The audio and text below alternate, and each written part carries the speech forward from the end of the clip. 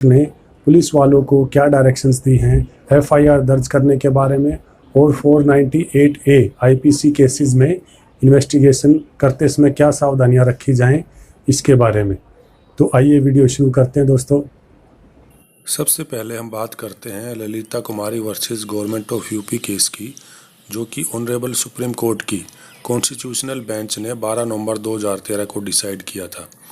इस केस में honourable Supreme court ने यह कंसिडर किया था कि क्या एक पुलिस ऑफिसर के लिए एफआईआर दर्ज करना ज़रूरी है अगर उसको कोई ऐसी इंफॉर्मेशन मिलती है जिसमें कि कोई कोग्निजेबल ऑफेंस का होना पाया जाता है। कोग्निजेबल ऑफेंस का अर्थ है कि वो ऑफेंस जिसके लिए पुलिस बिना वारंट के भी अपराधी को गिरफ्तार कर सकती है। तो इस केस में ऑनरेबल सुप्रीम कोर्ट ने यह होल्ड किया कि एफआईआर रजिस्टर करना पुलिस ऑफिसर के लिए ज़रूरी है, मैंडेटरी है, अगर उसको कोई ऐसी सूचना दी जाती है जिसमें कि किसी कोग्निजेबल ऑफेंस का होना पाया जाता है। ऐसे केसेस में कोई भी प्रिलिमिनरी इंक्वायरी कंडक्ट करने की ज़रूरत नहीं है। यदि दी गई सूचना से किसी कोग्निजेबल ऑफेंस का होना पाया नहीं जाता है तो police officer preliminary inquiry conduct कर सकता है, यह जानने के लिए कि क्या कोग्निजेबल ऑफेंस हुआ है या नहीं हुआ है। अगर इंक्वायरी के बाद कोग्निजेबल ऑफेंस का होना पाया जाता है तो एफआईआर रजिस्टर की जाएगी, और अगर ऐसा नहीं है तो क्लोजर रिपोर्ट तैयार की जाएगी जिसकी कॉपी इंफॉर्मेशन देने वाले व्यक्ति को दी जाएगी 1 हफ्ते के अंदर। और क्लोजर रिपोर्ट में कंप्लेंट को क्लोज करने का रीज़न भी दिया जाएगा कि उसमें आगे कार्रवाई क्यों नहीं की गई। अगर कोग्निजेबल ऑफेंस का होना पाया जाता है तो पुलिस ऑफिसर एफआईआर दर्ज करने की अपनी ड्यूटी से नहीं बच सकता, और अगर कोई ऑफिसर कोग्निजेबल ऑफेंस का होना पाए जाने के बावजूद भी एफआईआर दर्ज नहीं करता है तो उसके खिलाफ एक्शन लेना ज़रूरी है। आगे ऑनरेबल सुप्रीम कोर्ट ने कहा कि जो प्रिलिमिनरी इंक्वायरी है उसको कंडक्ट करने का मकसद इंफॉर्मेशन की सच्चाई पता करना नहीं है, बल्कि यह पता करना है कि क्या इंफॉर्मेशन से कोई कोग्निजेबल ऑफेंस का होना पाया जाता है या नहीं।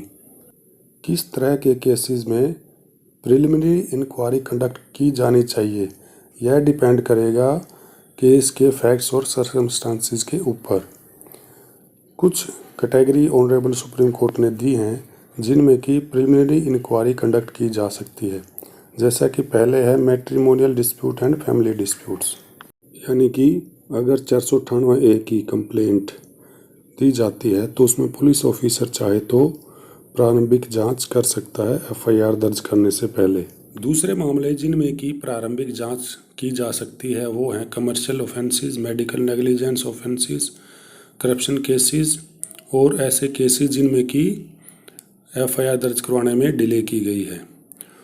और प्रारंभिक जांच जो है वो 7 दिन के अंदर कंडक्ट कर लेना ज़रूरी है, और अगर प्रारंभिक जांच में 7 दिन से ज़्यादा समय लगता है तो उस डिले का कारण जर्नल डायरी में लिखना ज़रूरी है।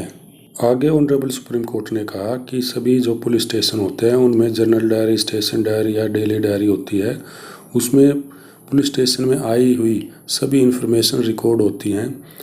तो जो भी कोग्निजेबल ऑफेंस के रिगार्डिंग इंफॉर्मेशन आती है उसकी चाहे एफआईआर दर्ज की गई हो या उसमें प्रारंभिक इंक्वायरी कंडक्ट की गई हो, वह सभी उसमें मेंशन होना ज़रूरी है। और अगर कोई डिसीजन लिया गया है प्रिलिमिनरी इंक्वायरी कंडक्ट करने के लिए तो वह भी उसमें मेंशन करना ज़रूरी है।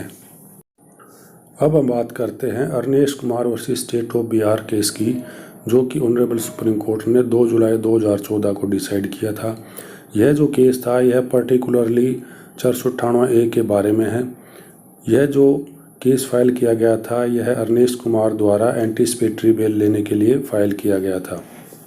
इस केस में ऑनरेबल सुप्रीम कोर्ट ने कहा था कि हमारा प्रयास यह इंश्योर करने का है कि पुलिस ऑफिसर किसी को अननेसेसरी अरेस्ट ना करें और मजिस्ट्रेट किसी को कैजुअली या मैकेनिकली डिटेन ना करें। इसमें जो डायरेक्शन दी गई थी वो यह थी, सभी स्टेट गवर्नमेंट्स को डायरेक्शन दी गई थी कि वह अपने पुलिस ऑफिसर्स को इंस्ट्रक्शंस दें कि जब भी कोई 498A का केस दर्ज होता है तो उसमें ऑटोमेटिकली किसी की गिरफ्तारी ना करें, बल्कि सेक्शन 41 CRPC में जो पैरामीटर्स दिए गए हैं उनको देखते हुए अपने आप को पहले सेटिस्फाई करें कि वो पूरे होते हैं या नहीं। और सभी पुलिस ऑफिसर्स को सेक्शन 41 के हिसाब से एक चेक लिस्ट दी जाएगी और वो चेक लिस्ट उन पुलिस ऑफिसर द्वारा भरी जाएगी।